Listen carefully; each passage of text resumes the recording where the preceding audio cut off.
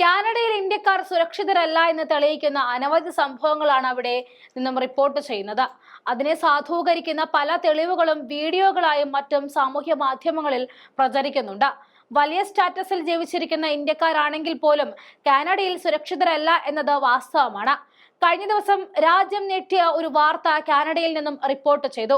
കാനഡയിലെ ഒട്ടാവ എന്ന പ്രശസ്തമായ സ്ഥലത്തെ ബീച്ചിൽ ഒരു പെൺകുട്ടിയുടെ മൃതദേഹം കണ്ടെത്തി. മരിക്കുമ്പോൾ ആ പെൺകുട്ടിക്ക് പ്രായം വെറും 21 വയസ്സ്. പേര് വൻഷിക സൈനി. പഞ്ചാബിലെ ആം ആദ്മി പാർട്ടി MLA കുൽജിത് സിംഗ് രൺധാവയുടെ മകളാണ് കൊല്ലപ്പെട്ടത്. ദുരൂഹ സാഹചര്യത്തിലായിരുന്നു പെൺകുട്ടിയുടെ മൃതദേഹം ബീച്ചിൽ നിന്നും കണ്ടെത്തിയത്. പഞ്ചാബിലെ ഭരണകക്ഷിയായ പാർട്ടിയുടെ പ്രമുഖ നേതാവാണ് ഈ MLA. സിഖുകാർ ഇന്ത്യക്ക് പുറത്ത് ഏറ്റവും അധികം കാണപ്പെടുന്ന രാജ്യമാണ് കാനഡ. അതുകൊണ്ട് തന്നെ കൊലപാതകത്തിന് രാഷ്ട്രീയ മാനങ്ങളുണ്ടോ എന്ന അന്വേഷണവും ഒരു വശത്ത് നടക്കുന്നുണ്ട്. നേരത്തെ ഖലിസ്ഥാൻ പ്രസ്ഥാനവുമായി ബന്ധപ്പെട്ട ഇന്ത്യയും ഇന്ത്യക്കാരെയും കാനഡ ശത്രുപക്ഷത്തായിരുന്നു നിർത്തിയിരുന്നത്. ഇന്ത്യയിൽ ഖലിസ്ഥാനെതിരെ സർക്കാരുകൾ ആഞ്ഞടിക്കുമ്പോൾ അതിന് മറുമരുന്നായി കാനഡയിലെ ഇന്ത്യക്കാരെ ആക്രമിക്കുകയാണ് ഖലിസ്ഥാന്റെ പ്രധാന വിനോദം. ഇതിന് കുടപിടിക്കാൻ കാനഡ സർക്കാരും നിൽക്കുന്നുണ്ട്. അതുകൊണ്ടാണ് ഇന്ത്യക്കാർ കാനഡയിൽ സുരക്ഷിതരല്ല എന്ന വാദം ശക്തമാകുന്നത്.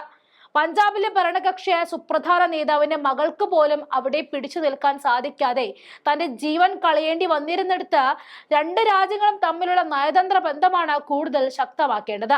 ഈ മരിച്ച പെൺകുട്ടിക്ക് കാനഡ അത്ര പരിചിതമല്ലാത്ത സ്ഥലമൊന്നും അല്ല. ഉന്നത വിദ്യാഭ്യാസവുമായി ബന്ധപ്പെട്ട് കഴിഞ്ഞ 2.5 വർഷമായി ഈ പെൺകുട്ടി ഒട്ടാവയിലാണ് താമസിക്കുന്നത്. കാനഡയിലെ മറ്റ് സ്ഥലങ്ങളെ അപേക്ഷിച്ച് ഏറ്റവും അധികം ഇന്ത്യക്കാർ താമസിക്കുന്ന സ്ഥലം കൂടിയാണ് ഒട്ടാവ.